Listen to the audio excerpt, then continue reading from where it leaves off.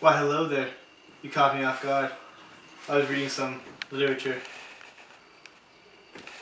Now, welcome to Cooking with Braun. Today on Cooking with Braun, we'll be making brownies. Thank you, Braun.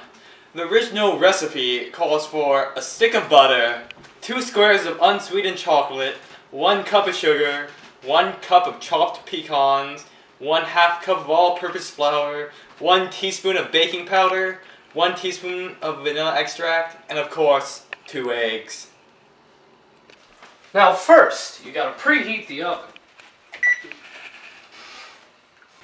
As we wait for that oven to preheat, let's grease up that pan real nice. Now we'll add the eggs to the brownie. But before we add the eggs, here's a little bit of science for the eggs. We add eggs to the brownie because it holds the brownie together and gives it a nice fluffy structure.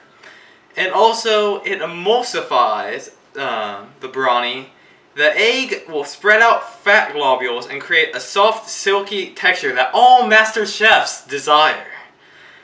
Also, the coagulation of the eggs causes the brownie not to crumble when you pick it up. Coagulation happens when the liquid protein structure changes due to denaturation at high temperatures. The proteins then make new bonds under the high temperature of the oven, and that's when the magic happens. The new structure is now solid and cannot be reverted back to its liquid state.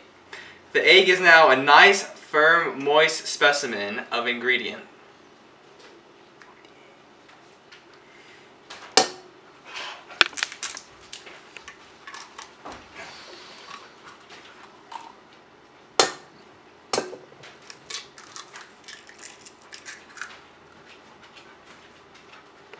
Go. Thanks for that insightful commentary, Ryan. Now, for the most important part of the brownie, the butter and chocolate. We will add that now.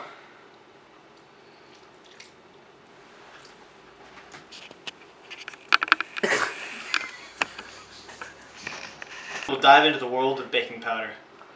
Baking powder is a leveling agent. In other words, it causes brownies to rise.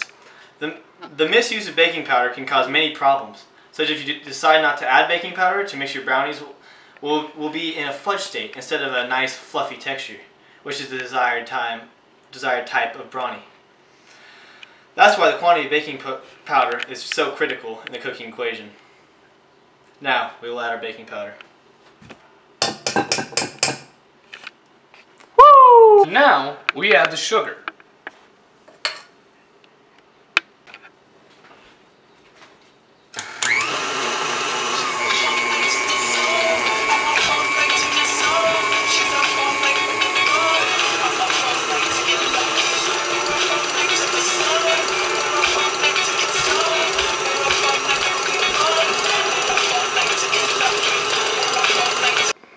So today, I'm going to be talking to you about butter and its effect on brownies. We all know that butter is the most unhealthy part of the brownie, but without it, the brownie would be left without the flavor pop that it needs. Butter is a dairy product consisting of mainly butterfat, milk proteins, and water. The butterfat is made up of triglycerides, which are fat molecules. Each triglyceride consists of a glycerol molecule and 3 fatty acid chains. The fatty acid chains differ in how many double bonds exist between the carbons. When there are more double bonds, the fatty acid is kinked and do not stack together as well. This makes the fat more liquidy, like oil. Butter is a solid, therefore it contains fewer bonds, meaning it is saturated with hydrogen atoms. Although butter has many disadvantages, such as high concentration of saturated fat, now we will be putting the brownie mix into our very, very lubricated pan.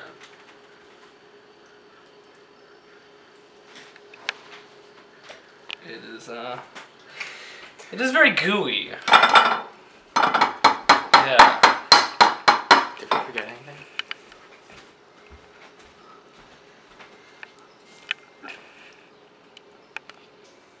Now, we'll be putting the brownies in the oven. Careful not to burn yourself. Now, set the timer for 45 minutes.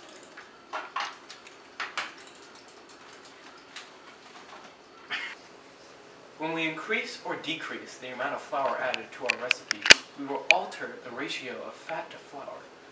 This will make our brownie more cakey when more flour is added, and more fudgy when less is added. White flour is made up of mostly protein and starch. Flour also contains a special ingredient called gluten. When water is added to the flour, the gluten is activated and becomes sticky. When we place the brownies in the oven, the gluten will make the mixture swell and give the brownies the light texture. Flour is an important ingredient in most baked goods because it holds the product together and allows it to rise. Without the flour, the brownie will be more fudgy, sticky, and almost a gummy texture. Now, we will be putting the brownie mix into our very, very lubricated pan.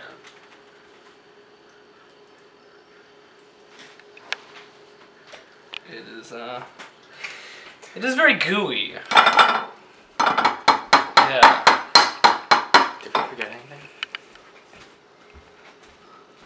Now that our brownies have finished cooking, we'll take them out of the oven. Make sure you wear an oven mitt. They will be hot.